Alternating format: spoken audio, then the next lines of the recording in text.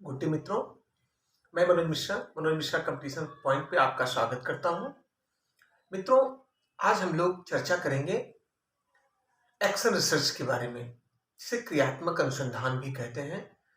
जब अनुसंधान को हम ऑब्जेक्टिव के आधार पर, उद्देश्यों के आधार पर बांटते हैं, तो उसके 3 टाइप्स नजर आते हैं। उसमें सबसे पहला है फंडामेंटल रिसर्च, मौलिक अनुसंधान जिसे हम कहते हैं।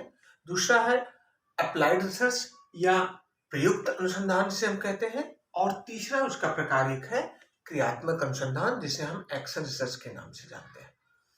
एक्शन रिसर्च एक ऐसा अनुसंधान है जो किसी भी कार्यस्थल पर, किसी भी संस्थान में उस क्रियापरक स्थिति में आ रही दिक्कतों के बारे में उसकी जानकारी करने और उसके निराकरण करने की प्रक्रिया को कहा जाता है। स्टीफन एम कोरे महोदय ने 1953 में इस विचारधारा को शिक्षा जगत में लाने का प्रयास किया। शिक्षा जगत से आशय यह है कि कोई भी ऐसा विचार जब वो शिक्षा जगत से जुड़ जाता है तो उससे मानवता को बहुत लॉन्ग वे में फायदा होता है। हमेशा के लिए उस विचारधारा को देखते हुए लोग अपनी समस्या को निराकृत करने की कोशिश करते हैं। इसलिए स्टीफन एम कोरे महोदय इसको शिक्षा जगत में लाए।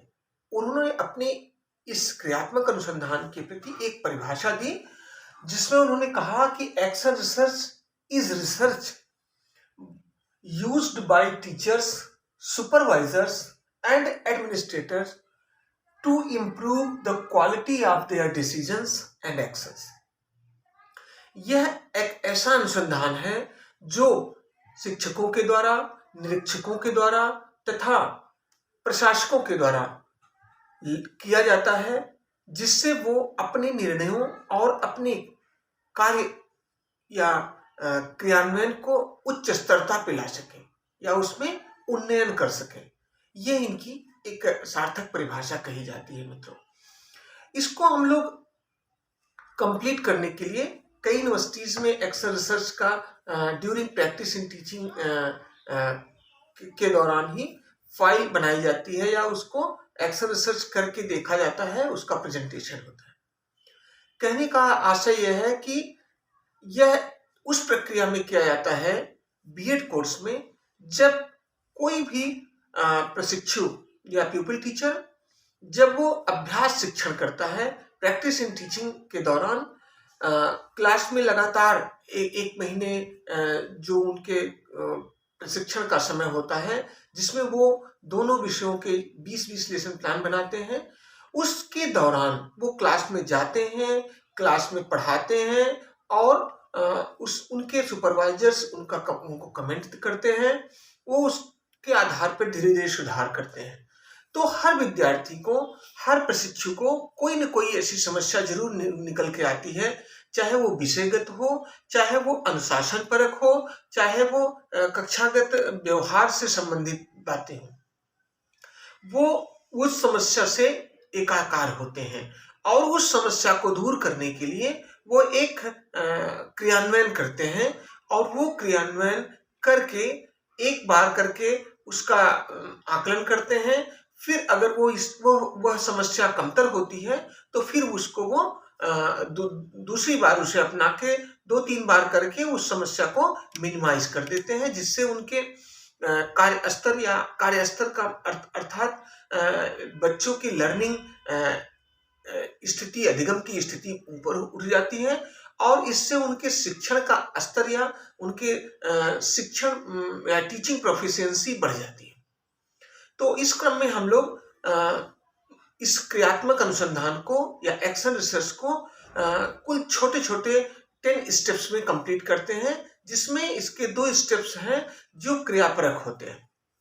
तो आइए हम लोग इसको एक फाइल के रूप में जब देते हैं तो उसको कैसे कंप्लीट करते हैं, हम ये देखने का प्रयास करते हैं। मित्रों, तो सबसे पहले हम लोग जब एक्शन रिसर्च को कंप्लीट करना शुरू कर देते हैं तो उसमें सबसे पहले ऊपर नाम लिखते हैं, नेम ऑफ द रिसर्चर। दूसरा, नेम ऑफ द स्कूल जहां हम लोग इस क्रियात्मक अनुसंधान को कर रहे होते हैं। एरिया ऑफ रिसर्च रिसर्च का क्षेत्र क्या है, जैसे वह कक्षागत व्यवहार से संबंधित है, चाहे अनुशासन से संबंधित है, जैसे किसी कक्षा में विद्यार्थियों के द्वारा अनुशासन अनुशासन ठीक ढंग से अनुशासन का पालन न करना, जैसे किसी कक्षा में ज्यादातर विद्यार्थियों का गृह कार्य करके न आना, या यह सब्जेक्ट आधारित भी होता है, जैसे भूगोल में विद्यार्थियों को मानचित्र का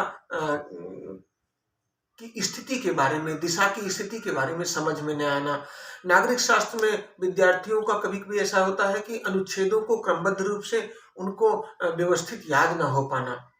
इसी तरह इतिहास में भी तिथियों को क्रमबद्धता को और राजाओं के कार्य व्यवहार को समझने में उन्हें समस्या आती है। ऐसे ही साइंस में भी किसी सूत्र के अनुप्रयोग को ना कर पाना, मैथ में किसी डेरिवेशन को कंप्लीट ना कर पाना, ये तमाम तरह की छोटी छोटी समस्याएं आती हैं क्लासेस में ड्यूरिंग टीचिंग। तो उस टीचिंग के दौरान उसको दूर करने के लिए वो एक शुरू करते हैं, एक क्षेत्र चुनते हैं। तो वो कहा जाता है, जैसे कहा जाए कि विद्यार्थियों का सामूहिक रूप से हम कहें कि गृह कार्य करके न आना, नॉट टू कंप्लीट होमवर्क। तो होमवर्क ना करना एक कक्षागत समस्या है, उसको हम लोग अगर लेके चलते हैं तो लिमिटेड एरिया ऑफ रिसर्च एक चौथा सब हेडिंग हम डालते हैं, फोर्थ सब हेडिंग एक लिमिटेड एरिया ऑफ रिसर्च। यहाँ हम लिमिटेड कर देते हैं, जैसे हम कहें क्लास 7th के क्लास 8th के विद्यार्थियों के द्वारा होमवर्क कंप्लीट करके ना आना, वो हम उसको लिमिटेड एरिया में बांट देते हैं, उसको हम एक प्रॉब्लम में रख देते हैं। अब हम लोग बात करते हैं डेफिनेशन ऑफ प्रॉब्लम, जो हम समस्या की परिभाषा की बात करते हैं। यहाँ हम उस समस्या को एक परिभाषा में बांध देते हैं, अर्थात यहाँ हम उन कुछ कठिन शब्दों को जो यूज में इस पूरे क्रियात्मक अनुसंधान के दौरान आते हैं, उनको हम लोग यहाँ डिस्कस कर लेते हैं कि कौन कौन से ऐसे हम शब्द हैं जो कठिन स्तर पे होंगे, उनको हम यहाँ थोड़ा सा कंप्लीट कर लेते हैं, उनको हम उनका अर्थ लिख लेते हैं। फिर हम लोग 6th स्टेज पे आते हैं, analysis of causes about problem. हम लोग उन मुख्य मुख्य कारणों का विश्लेषण करते हैं कि इस समस्या को लाने में कौन कौन से कारण हो सकते हैं। उन कारणों को जानने के लिए हम छोटा सा एक यहाँ सूची बनाते हैं, टेबल बनाते हैं मित्रों, और उस टेबल को हम 4 कॉलम में बांट लेते हैं। उन 4 कॉलमों में सबसे पहला कॉलम है सीरियल नंबर, दूसरा कॉलम है लिमिटेड एरिया ऑफ रिसर्च, जिसको हम लोग यहाँ सीमांकन करके लिख लेते हैं। उस सीमांकन किए हुए मैटर को ही हम यहाँ लिख देते हैं। जैसे हम लिमिटेड एरिया ऑफ रिसर्च यहाँ रख पाए, not to do homework of 8th class student, कक्षा 8 के विद्यार्थियों के द्वारा गृह कार्य ना करके आने की समस्या। अब हम यहाँ इसको लिमिटेड एरिया ऑफ रिसर्च को लिख दिए, इसके हम संभावित कारण देखते हैं, उनके प्रमुख काजेस कौन कौन से, और उन काजेस को लिखने के लिए हम कुछ एविडेंसेस साक्ष्य के रूप में चलते हैं। जैसे हम देखते हैं कि not checking of homework copies daily, जैसे हम देखें कि विद्यार्थियों का क्या उनका होमवर्क डेली चेक होता है, अगर नहीं चेक होता उसका एविडेंस हम कहां से लिखेंगे, टू चेक कॉपीज। उनकी कॉपीज को देख के हम ये जान सकते हैं कि क्या नियमित रूप से विद्यार्थियों का होमवर्क चेक होता है। अगर नहीं चेक होता तो इसका मतलब है कि वो फिर उसके प्रति अन्यमनस्क हो जाएंगे, उसको वो नहीं करेंगे। जब डेली चेक होता है, डेली टीचर पूछता है कि कल का आप गृह कार्य करके आए हो, तो वो बहुत अच्छे से फिर उसको कंप्लीट करने का अपना उत्तरदायित्व समझते हैं। नहीं तो वो धीरे धीरे उसमें कमतर हो जाते हैं कि सर या मैम पूछते ही नहीं है तो जाने दो, हम नहीं करेंगे। तो यहाँ हम एविडेंस के रूप में इसको रखते हैं, टू चेक कॉपीज। दूसरा हम अगर बात करें no use of teaching method, यहाँ हम शिक्षण विधियों का बहुत अच्छे से प्रयोग ना हो पाने की बात करते हैं। इसमें हम लोग एक बात और रख सकते हैं कि योग्य शिक्षकों की कमी भी हो सकती है। अगर योग्य शिक्षक नहीं होगा तो वो प्रॉपर टीचिंग मेथड का उपयोग नहीं करेगा, और टीचिंग मेथड का उपयोग अगर नहीं करेगा तो वह स्वाभाविक है विद्यार्थियों की लर्निंग कैपेबिलिटी या लर्निंग स्थिति कमतर रह जाएगी। और अगर उन्हें समझ में नहीं आएगा तो वो किसी चीज को कर नहीं सकते हैं, तो वो गृह कार्य नहीं करेंगे घर पे जाके, क्योंकि उन्होंने कॉन्सेप्ट समझा ही नहीं। तो ये दूसरा कारण हो सकता है। इसको हम लोग एविडेंस इसका ढूंढेंगे टू आस्क क्वेश्चंस। हम विद्यार्थियों से प्रश्न पूछकर ये जान पाएंगे कि क्या उनको कितना किस लेवल का आता है। जब नहीं आता, उनका कॉन्सेप्ट हम समझ जाएंगे, कॉन्सेप्ट उनका क्लियर नहीं है, इसलिए वो नहीं समझ पाते हैं। तो वो एक दूसरा कारण बन सकता है कि वो गृह कार्य करके नहीं आएंगे। तीसरे पे हम आते हैं इलिटरेट गार्जियंस। अगर उनके अभिभावक बहुत साक्षर नहीं है, बहुत पढ़े लिखे हैं नहीं है, तो वो भी उनको सहयोग नहीं कर पाएंगे उनके होमवर्क कंप्लीशन में। तो हम लोग यहाँ बात भी देखेंगे कि एक छोटा सा कारण ये भी हो सकता है। इसमें हम एक क्वेश्चनायर बना के बच्चों से फिल करवा लेते हैं, या हम पीटीएम में, पेरेंट टीचर मीटिंग में हम अभिभावकों के से बातचीत करके ये बात जान पाते हैं कि वो कितने पढ़े लिखे हैं, या कहाँ तक हमारी सहायता घर की तरफ से हो सकती है। एक शिक्षक के लिए ये भी बहुत जरूरी होता है। तो होम एनवायरनमेंट, इसका चौथा हम कारण अगर देखें तो घर का वातावरण भी एक होता है। अगर अगल बगल आसपास के विद्यार्थी या आसपास के जो उसके समवयस्क बच्चे होते हैं, अगर वो भी पढ़ने लिखने में रुचि रखते हैं तो वो करेंगे, नहीं तो वो भी धीरे धीरे कम कर सकते हैं। तो एनवायरनमेंट भी उसमें एक कारण हो सकता है। इसको भी हम एक क्वेश्चनायर बना के दे सकते हैं, एक चेकलिस्ट कह सकते हैं उसे हम, जिसमें विद्यार्थी भरेंगे और या घर से भरवा के लाएंगे, तो उससे टीचर को ये पता चल जाता है कि उनके वातावरण कैसे हैं और उनके अभिभावक कितने पढ़े लिखे कैसे। तो इस टेबल को हम लोग बनाते हैं। इस टेबल में हम लोग काजेस देखते हैं कि वास्तव में कौन कौन से प्रमुख कारण हैं या हो सकते हैं जिससे विद्यार्थी होमवर्क करके नहीं आता। ठीक, अब हम लोग इस काजेस को एक बार डायग्राम में कन्वर्ट कर लेते हैं। इस बार डायग्राम में हम ए बी सी डी, जो हम लोगों ने ए बी सी डी को यहाँ देखा कारण के रूप में, तो हम उसको एक कारण के रूप में दे देते हैं, एक बार डायग्राम बना लेते हैं। ये भी आपको दूसरे इसी स्टेज में बनाना पड़ेगा और बना के रिप्रेजेंट करना पड़ेगा कि ये कारण सबसे अधिक कारगर है। इसमें से कोई भी कारण हो सकता है जिसका बार सबसे ऊंचा होगा।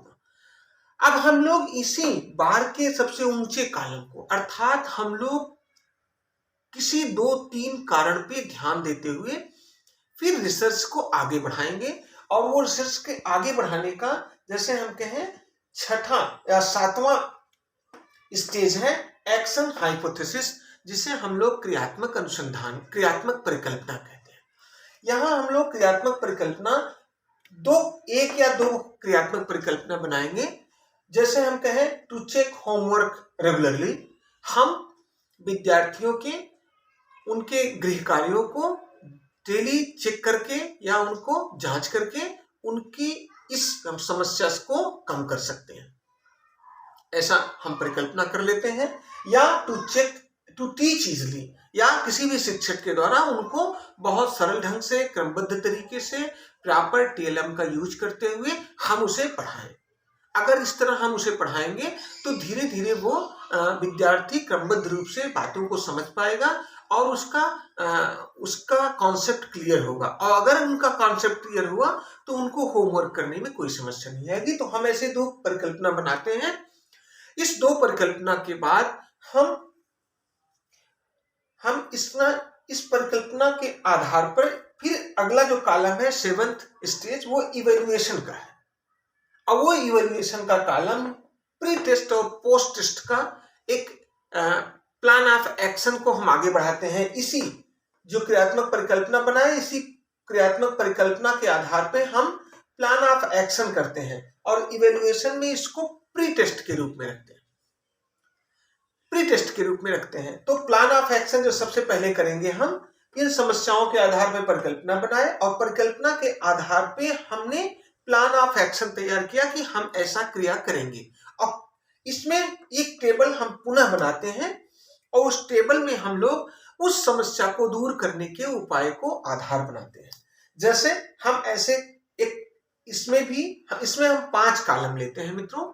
5 कॉलम में सबसे पहला कॉलम होता है सीरियल नंबर का, दूसरा कॉलम होता है एक्शन का या क्रियापरक का, कौन कौन से हम क्रिया करते हैं। तीसरा कॉलम होता है मेथड या विधियों का। फोर्थ कॉलम होता है मीन्स या साधनों का। और अंतिम कॉलम होता है डेज या कितने दिनों तक हम उस साधन का उपयोग करते हुए, उस मेथड का उपयोग करते हुए कंप्लीट किए टीचिंग। अब यहां हम सबसे पहले एक्शन में बात करते हैं daily check homework of student. Daily checking of homework of student मतलब विद्यार्थियों के गृह कार्यों को हम नियमित रूप से चेक करेंगे। नियमित रूप से चेक करने को हम ऑब्जर्वेशन या निरीक्षण विधि कह सकते हैं। इस निरीक्षण विधि को हम उनकी कॉपी के माध्यम से चेक करते जाएंगे और ये कार्य हम 15 दिनों तक करेंगे। पुनः दूसरे एक्शन में हम सिंपल एंड सीरियली टीच करेंगे।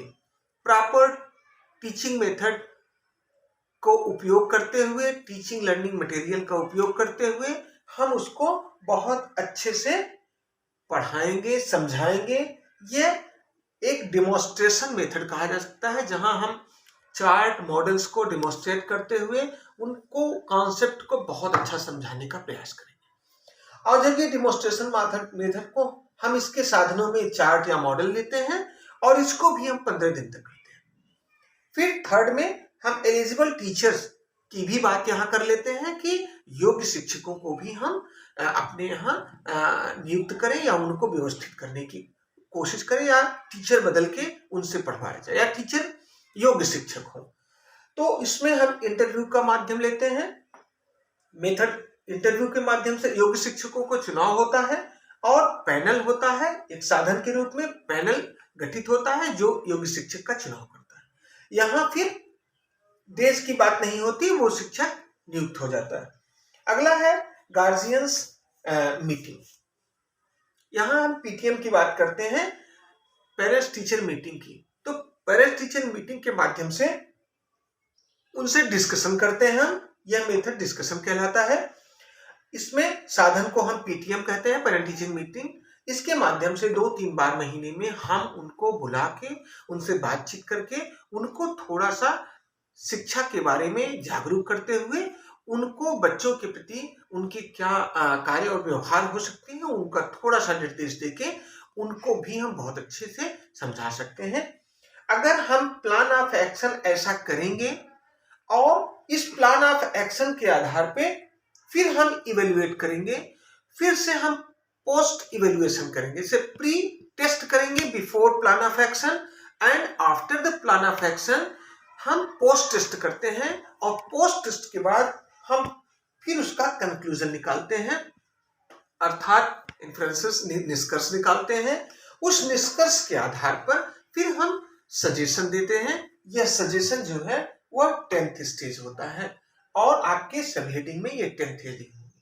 तो हम लोग निष्कर्ष में ये निकाल सकते हैं, ये कह सकते हैं कि इस प्रकार हमने किन कारणों को देखा, इन कारणों के आधार पर परिकल्पना किया, उस परिकल्पना के आधार पर हमने प्लान ऑफ एक्शन किया, और उस प्लान ऑफ एक्शन के आधार पे हमने फिर से इवेल्युएट किया, और इस फिर से इवेल्युएट के बाद हम पोस्ट टेस्ट में देखें कि वो समस्याएं कमतर हो रही हैं या कमतर हो गई हैं, और उस कमतर होने की स्थिति में हम एक निष्कर्ष पे पहुंचते हैं कि इस तरह का टीचिंग मेथड उपयोग करके, इस तरह से हम डेली उनके गृह कार्यों को चेक करके, उनके माता अभिभावकों को थोड़ा सा हम जागरूक करके, या योग्य शिक्षकों के माध्यम से टीचिंग लर्निंग मेथड का उपयोग करते हुए जब हम शिक्षण को आगे बढ़ाते हैं तो उनके कॉन्सेप्ट क्लियर हो जाते हैं, और उस कॉन्सेप्ट क्लियर के बाद वो बहुत अच्छे से गृह कार्य करने लगते हैं, और वो गृह कार्य करने के प्रति अपना उत्तरदायित्व बहुत जागरूकता से निभाने लगते हैं। तो ये हम निष्कर्ष पहुंच जाते हैं और सजेशन देते हैं। एक सजेशन भी नीचे लिखा जाता है उस कॉलम में कि इस प्रकार हम कक्षागत समस्या को इस तरह की प्रक्रियाओं को करके दूर कर सकते हैं। आगामी शोध के लिए एक तरह से लोगों को एक सुझाव के रूप में बातें मिल पाएंगी। मित्रों, इस प्रकार हम लोगों ने एक्शन रिसर्च के बारे में समझा। इसको हम इन 10 सब हेडिंग्स में कंप्लीट कर लेते हैं, जिसमें 2 टेबल बनाते हैं। बार डायग्राम के द्वारा कॉजेस को हम रिप्रेजेंट करते हैं, और कॉजेस के मैक्सिमम कॉजेस को प्रयोग करते हुए हम एक एक या दो परिकल्पना बनाते हैं, उस परिकल्पना के आधार पर प्लान ऑफ एक्शन करते हैं और उसके निष्कर्षों के आधार पर सुझाव दे देते हैं। तो मित्रों, आज का टॉपिक यही संपन्न हुआ। नमस्कार।